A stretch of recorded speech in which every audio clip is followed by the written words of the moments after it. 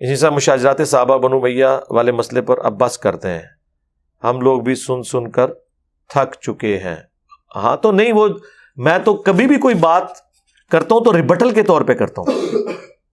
آپ تھک چکے ہیں تو آپ قرآن کلاسز دیکھیں، 344 ہیں، اس کے بعد بھی 130 ریکارڈ ہو چکی ہیں، آپ دوسرے ٹاپکس دیکھیں۔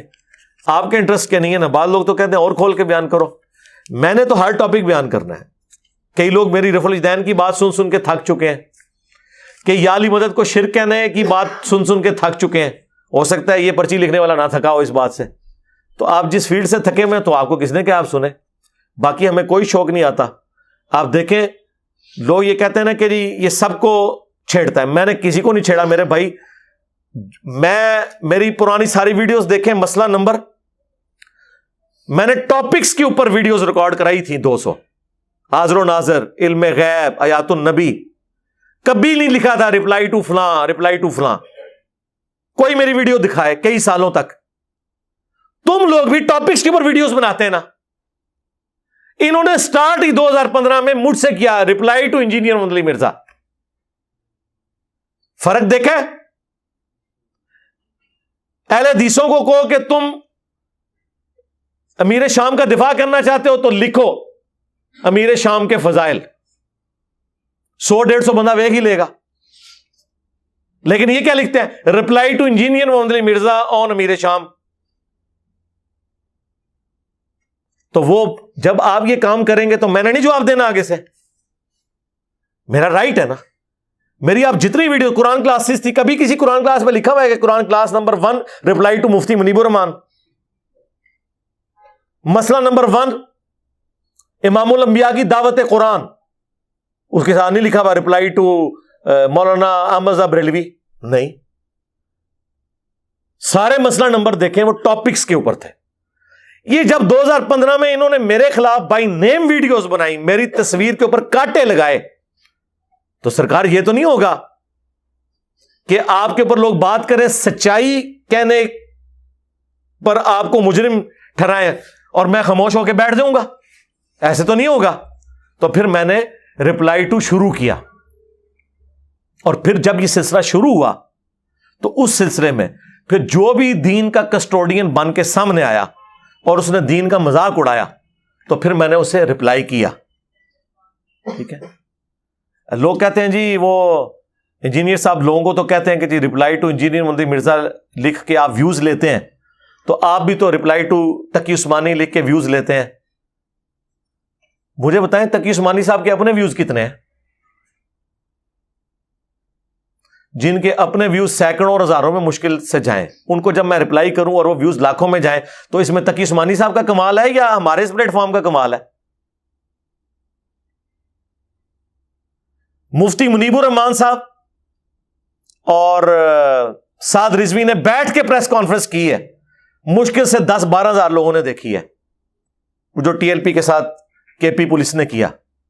ہماری ویڈیو جو ہے 30 سے 35 گھنٹوں میں 1 لاکھ کراس کر گئی ہے۔ تو آپ یہ کہیں گے میں نے ان کے نام کے اوپر ویوز لیے ہیں، اور جن کو خود اپنے ویوز نہیں مل رہے ہیں ان کے نام پہ مجھے کہاں سے ملنے ہیں؟ تو یہ بات غلط کر رہے ہیں۔ اور لوگ کہہ رہے ہیں شروع میں انجینئر صاحب نے بھی اس طریقے سے ویوز لیے ہیں۔ سرکار میں نے کبھی بھی اس طریقے سے ویوز نہیں لیے۔ ہماری ہمیشہ ویڈیوز شروع سے جو آ رہی ہیں، آپ میری ابھی ویڈیو اپلوڈ ہے، انڈیا اور پاکستان کے بزرگوں کی 19 گستاخانہ عبارات کا تحقیقی جائزہ، کسی بزرگ کا نام نہیں لکھا ہوا، کسی کی تصویر نہیں لگی ہوئی ہے، جا کے دیکھیں اس کی ویورشپ۔ اس سال ثواب کے اوپر مسئلہ 74 ہے، 2 ملین کراس ہوا ہے، اس کے اوپر کسی کی تصویر نہیں لکھا ہوا ہے۔ اس سال ثواب کے طریقے، یہ تو ریپلائی ٹو میں نے آپ لوگوں کی وجہ سے شروع کیا ہے۔ جب آپ کے لوگوں نے میری تصویروں پہ کانٹے لگا کے مجھے ریپلائی کیا ہے تو میں تو اپنا رائٹ رکھتا ہوں، پھر میں نے ان کی تصویریں لگائی ہیں۔ رفع الالیدین پہ میری ویڈیو ریکارڈ ہوئی ہے، بتائیں میں نے کس مولوی کی اس میں تصویر لگائی ہوئی ہے؟ رفع الالیدین سے متعلق فرقہ وارانہ نظریات کا تحقیقی جائزہ، اتنی سمپل اردو لکھی ہوئی ہوتی تھی، نہ کسی مولوی کی فوٹو ہوتی تھی، نہ نیچے رومن میں کسی کو ریپلائی ہوتا تھا۔ اس ویڈیو کی وجہ سے جب آپ کے مولویوں کو پسو پڑ گئے کہ ان کے فرقے کے لوگ ان کو چھوڑ کے چلے گئے، پھر آپ لوگوں نے مجھے ریپلائی کرنا شروع کیا، تو سرکار پھر میں تو آپ کو پتا ہے، ہاں نہ تو انہوں پتہ ہی نہیں تھوڑا واسطہ کس بندے نال پہ ہے۔ تو میں نے پھر اس رپلائی کے اوپر رپلائی کیا ہے. مجھے کوئی یہ نہ کہے کہ میں نے کسی کی تصویر لگا کے ویوز لیے ہیں. میں یہ دعویٰ کر سکتا ہوں کہ مولویوں نے میری تصویر کے اوپر ویوز لیے ہیں. اب اگر میں لگا رہا ہوں یا میں ان کو رپلائی کر رہا ہوں تو ان کی باتوں پہ ہے, اور میرا ٹریک ریکارڈ ہے. سرکار یوٹیوب تو نہیں جھوٹ بولتی نا. جائیں 12 سال پرانی میری ویڈیوز دیکھیں, مجھے کبھی کسی مولوی کی تصویر دکھائیں, کسی ایک مسئلہ نمبر کے اوپر دکھائیں. آپ لوگوں نے فتوے لگائے, آپ کے مولویوں نے. پھر میں نے رپلائی کرنا شروع کیا کہ یار اب یہ ایک بندہ بولا ہے. اب مجھے ایک بندہ سعودیہ میں بیٹھ کے کہہ رہا ہے ایران کے ٹکڑوں پہ پلنے والا جانور, اور خود سعودیہ کی تنخواہ لے رہا ہے, اور وہ پائلٹ ہے ایک فرقے کا, ٹھیک ہے, اور وہ اپنے باپ کی عمر کے بندے کو گالیاں نکال رہا ہے, مولانا اسحاق صاحب کو, ٹھیک ہے, اور کیسی غلیظ زبان استعمال کر رہا ہے وہ, نطفے اور فلاں فلاں. تو وہ اہل سنت میں سے لوگوں کو خریدتے ہیں جنہوں نے لبادہ اہل سنت کا پہناوا ہوتا ہے, اور حقیقت میں وہ رافضیت کے گندے نطفے ہوتے ہیں, جس کی بہت ساری مثالیں ہمارے سامنے موجود ہیں. اسحاق جھال والا مردود اسی قسم کے انسانوں میں سے تھا.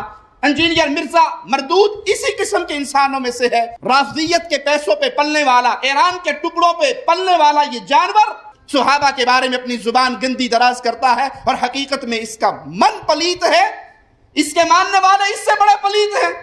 تو میں خاموش بیٹھا رہوں گا؟ تو منجی ٹھکوائی ہے نا اس نے اپنے فرقے کی, تو ٹھوک دی. تو یہ ذہن میں رکھیے گا, یہ لوگ بولے ہیں کراچی کے مفتی صاحب جن سے اب صلح ہو چکی ہے, اس لیے وہ اب, ورنہ کل مشین پہ انہوں نے چڑھا ہونا تھا جو مفتی صحیح چڑھا ہے المونت کے مسئلے میں. اب ہم نے نیا بندہ ڈھونڈ لیا. اس بندے نے 2017 میں پہلی دفعہ جب یوٹیوب پہ ایسا دیکھا یار سب سے زیادہ ویورشپ کس کی, انجینئر صاحب کی, اس نے ایک ویڈیو چڑھا دی انجینئرنگ فرقہ. یاد ہے آپ کو 2016-17 کی بات ہے. میں تو جانتا بھی نہیں تھا یہ بندہ کون ہے. جب وہ ہوا تو وہ اس کی ویڈیو لاکھوں میں پہنچ گئی. اب میں نے کہا یار دیکھو, اندازہ کرو, جو بندہ فرقہ واریت کے خلاف بول رہا ہے اسے کہہ رہا ہے اس نے انجینئرنگ فرقہ بنایا. یار یہ کون گالی برداشت کرتا ہے؟ پھر دیوبند کی منجی ٹھکوا لی اس نے. پھر میں نے المہند, اسام الارمین, یہ ساری چیزیں. مجھے بتائیں پہلے میں کب ان کتابوں کے نام لیتا تھا؟ آپ 2017 سے پہلے کے انجینئر علی مرزا کو دیکھیں اور بعد کے دیکھیں, سچویشن کا فرق ہے. وہ جس طرح کافر کہتے ہیں کہ جی مکی محمد اور تھا اور مدنی محمد اور ہے. مکے میں تو محمد صلی اللہ علیہ وآلہ وسلم ان کے ساتھی ایک مظلوم طبقہ نظر آتا ہے, جن کی پٹائی ہو رہی ہے, لوگ ان کو مار رہے ہیں اور وہ ہاتھ بھی نہیں اٹھا رہے, کوڑے کھا رہے ہیں, انگاروں پہ لیٹ رہے ہیں. کوئی ایک گریلا وار کر کے خانہ کعبہ شریف میں رکھے ہوئے بت بھی نہیں توڑ رہے. 13 سال تک حضور نے کعبے کی طرف منہ کر کے نماز پڑھی ہے اور اندر بت رکھے ہوئے. لیکن وہ کہتے ہیں مدینہ شریف جاتے ہی بدر, احد, خندق, خیبر, حنین, فتح مکہ, پھر غزوہ تبوک, پھر جناب حضور کی قادسیہ, یرموک, یہ وہی ساتھی ہیں جو مارے کھاتے تھے, اب پوری دنیا کو آگے لگایا ہوا ہے. تو سرکار وہ دیکھیں نا اس کے پیچھے ریزن کیا ہے. یہ فیس چینج ہوتے ہیں. اب آپ مدنی اصحاب سے یہ ایکسپیکٹ نہیں کر سکتے وہ مکے والی زندگی گزارے, وہ ٹائم ختم. حضرت علی علیہ السلام نے 25 سال سکون کے گزارے ہیں نا خلفائے راشدین کے دور میں, لیکن اپنے دور میں انہیں بڑھاپے میں 3 جنگیں لڑنی پڑ گئی. آپ کو کہ جی 25 سال سے تو آپ سکون میں بیٹھے ہوئے تھے, اب آپ کو کیا ہو گیا؟ تو پھر آپ کو بتائیں گے کہ یار مسئلہ ہوا ہے تو مجھے نکلنا پڑا ہے نا. تو یہ فیزز چینج ہوتی ہیں, یہ ذہن میں رکھیے گا. تو 2017 کے بعد مزید چینج ہوئی, مینلی 2015 سے جب میرے خلاف کلپ آنا شروع ہوئے مولویوں کے, اور میری تصویر کے اوپر کانٹے مار کے, اور پتہ نہیں انہوں نے گستاخ اور یہ لکھا. دیکھیں نا یار, آپ علمی اختلاف لکھیں, ہمارا ابھی بھی دیکھیں ویڈیوز چڑھ رہی ہیں, حافظہ اللہ لکھا ہوتا ہے ساتھ. یہ مفتی سعید نے کتنی گستاخی کی حدیث کی, لیکن میں نے کیا لکھا ہے, رپلائی ٹو دیوبندی مفتی سعید حافظہ اللہ. یہ لوگ لعنت اللہ سے نیچے بات نہیں کرتے. اتنا کس کے اندر حوصلہ ہوتا ہے؟ اب آپ مجھ سے یہ کہہ رہے ہیں کہ میں جو ہوں حضرت بلال حبشی کی طرح جا کے کوئلوں پر اور ریگستان کے تپتے صحرا پر لیٹ جاؤں. سرکار لیٹے رہے ہیں اتنا عرصہ. اب ہم اس وقت بدر میں کھڑے ہیں, احد میں کھڑے ہیں, بلکہ قادسیہ اور یرموک میں پہنچے ہوئے ہیں. اب تو آپ کے ہاتھی بھی ہم نے گرانے ہیں, بلکہ گرا دیے. اب آپ ہم سے وہ والی زندگی تو نہ ایکسپیکٹ کریں نا، کیونکہ معاملہ تو آپ نے خود خراب کیا ہے. بھائی کس نے کیسرے روم کو کہا تھا کہ 1.5 لاکھ کا پورا لشکر لے کے تو عرب کے بارڈر پہ آ جائے؟ نبی اسلام کو تو مدینہ شریف میں بیٹھے ہوئے تھے، اس نے ایویں بدماشی کی، اچھا یار یہ تو پورے عرب میں ایک بادشاہ آ گیا ہے اور اس نے پورے عرب پہ تو یہ لگتا ہے باہر بھی نکلے گا.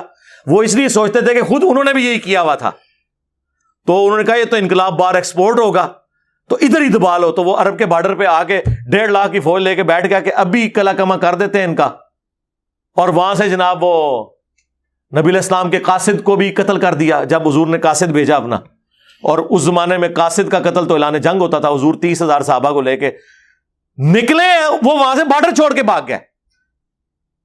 پہلے وہ بدماش بنا ہوا تھا، ٹھیک ہے.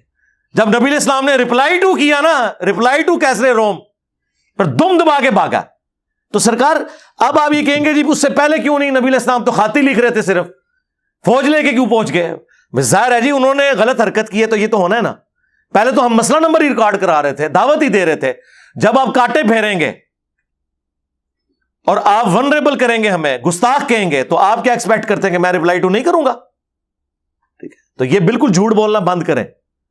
مجھے پوری اپنی تاریخ پتہ ہے کہ کس طریقے سے کیسے کیسے چلیں گے. یہ سب سطحی باتیں چھوڑیں اور یہ یاد رکھیے، ہمارے بھی بعض اسٹوڈنٹ لوگوں کے نظریات کے مطابق ہمیں سمجھ رہے ہوتے ہیں. نہیں، مجھ سے آ کے پوچھیں تو میں آپ کو کلیئر کروں گا کہ یہاں پہ ڈنڈی مارا ہے، یہ یوں نہیں ہے، یوں ہوا تھا، پھر یوں ہوا تھا. ابھی میری ویڈیو انہوں نے کاٹی ہوئی ہے کہ جی یہ کہہ رہا ہے کہ امام کعبہ بھی قرات میں غلطیاں کرتا ہے اور کئی جگہ میرا سلپ آف ٹنگ ہے وہ اس میں لگایا ہوا ہے، اور وہ کہہ رہے ہیں دیکھو یہ خود غلطیاں کر رہا ہے اور امام کعبہ کے بارے میں بات کر رہا ہے. اور بھائی میرے تم نے وہ سلپ آف ٹنگ کاٹے تھے تو میں نے اس میں ریبٹل کیا تھا کہ غلطی کسی سے بھی ہو سکتی ہے، امام کعبہ سے بھی ہوتی ہے. اب یہ بات اور ہے اور وہ بات اور ہے. تو اس طریقے سے جو مرضی آپ کر لیں.